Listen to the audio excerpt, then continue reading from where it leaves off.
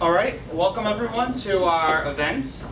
In case anyone isn't aware of this, what we're doing for this semester is we have our best practices that we compete at the regional in Stanford in about 4 weeks.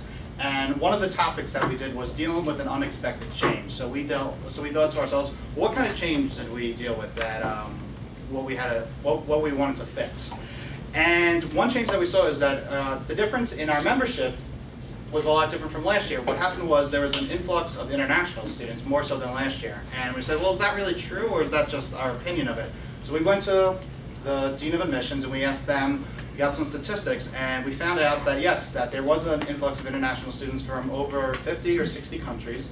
And they comprise most of, all international students are mostly in the Lubin School of Business. And since we're an organization inside the Lubin School of Business, we are dealing with international students the most. So we want to say, and since we have many international students on our executive board, we're like, how could we make the international students feel welcome here? How could we make them feel more at home? So that's why we started an International Students Committee, and we organize events like this. If anyone was at the event last Wednesday, we had a national member, her name was Yuan, and she spoke about her experience of coming to America and finding a job, and now she works at KPMG. Today what we're going to do is we have our advisor, and we also have students who are part of our organization, and they're going to speak to you about what it's like for them to come to America and how they transition into us. So our first speaker is going to be Dr. O'Callaghan. She is our faculty advisor here at Pace University, and maybe some of you have had her as an accounting teacher. So Dr. O, please.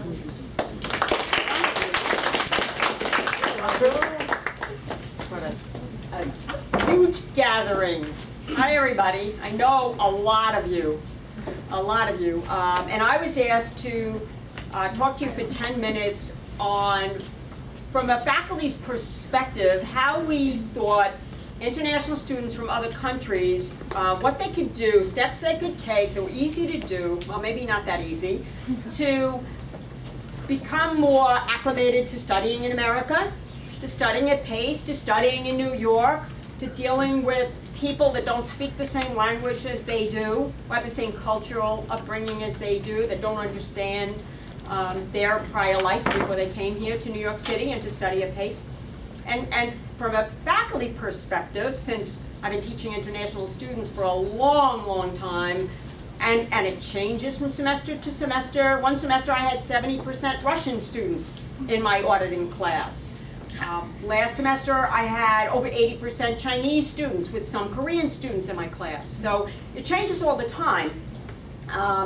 And usually it's not just those students. My class is mainly made up of international students, even if they're Americans who have been here and this is they are first generation Americans.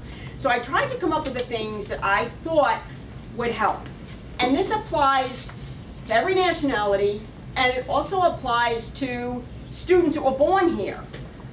Every one of these things you can turn around and use to your advantage, and of course that's what we're trying to do here. So I came up with my top 10 things that I think an international student might do to enhance their career here, or to integrate better into American society, and not just Americans also.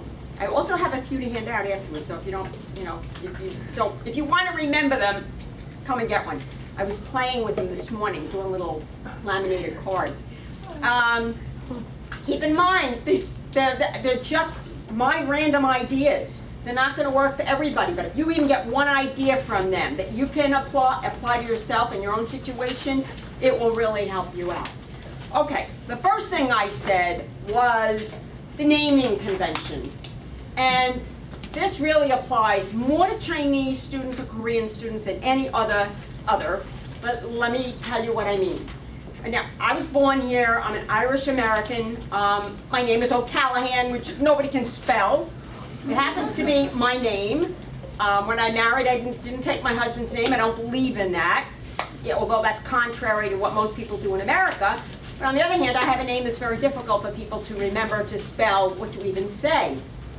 I really hold dearly to my identity, and I don't think anybody should change their identity. Your identity and your name is part of who you are. But I'll tell you right now, it helps to take on an American name because it's to your advantage. And the reason is, I meet somebody, they tell me their name once, if it's not a name that resonates in my brain that I've heard because I know other people with that name, I number one, I don't know how you spell it. The next time I see you, I don't know what your name is because I can't associate it with you. And so I recommend, and I hate recommending this, but I do recommend, where's Iris? Is she here? No, she's not. She's not here. Joan, you here? Joan's not here. Okay, I'm looking. Zhao Zhao is a good example. Amanda, come here. So, I don't know Amanda's Chinese name. Xiao. Xiao, of course. That knows you. Okay, now, because I know her name is also Amanda now, I also know her last name. Once I know her Americanized name, and I see it, Amanda, Xiao, I know how to spell it, Xuaoxuaochu.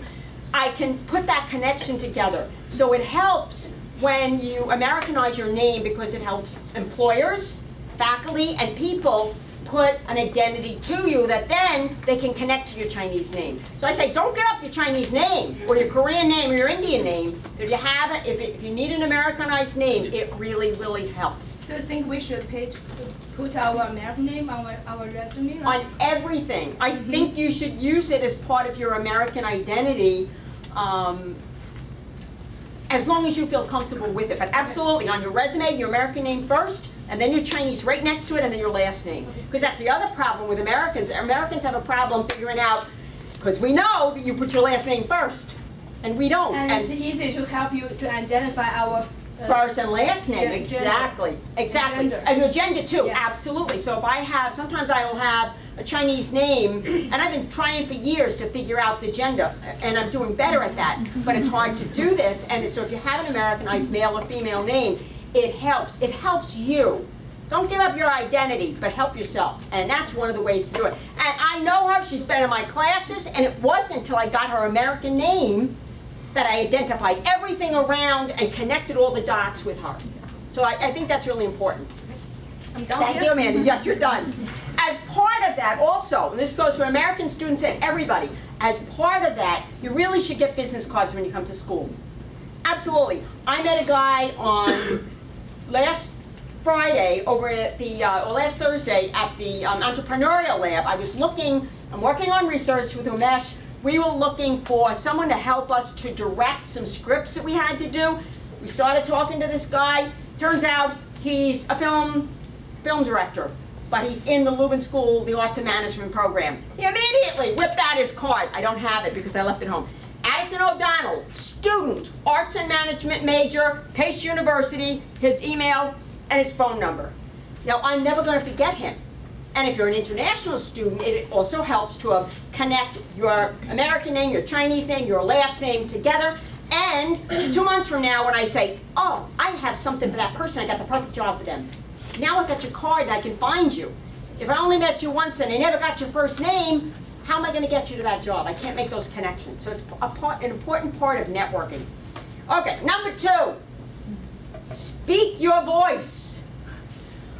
This drove me, I'm going to go over my 10 minutes. This drove me crazy when I first came to PACE. All of my Chinese students, because we know from your culture that you are very respectful. And this is the Japanese and the Koreans. Indians, not so much. You're in the face. But that's all right. But you'll be in my class, and there'll be 15 Chinese in my class, and you all look alike to me. Americans look alike to me. Until you stand up and you speak. Because when you speak, we all have, like our fingerprints, we all have unique voices also. And so by speaking, I get connected with your voice and your name and your personality. And if you tell me interesting, something about what you like to do, which creates, again, that network of all the things that I know about you, so that down the road, when something comes up that fits you perfectly, I can find you. And I can remember that it was you. So don't be afraid to speak. Invite faculty out to lunch. Who have I gone to lunch with in this class? Who have I had coffee with in this class? Is it called? Last semester I had, somebody said, would you like to go to lunch? We all went to lunch. We had a great time. I will not forget them. They will usually say yes. Offer them a date. Talk to anybody. Talk to the staff, talk to any faculty whose door is open, but use your voice. It will help you practice the English language, it'll get you known to people.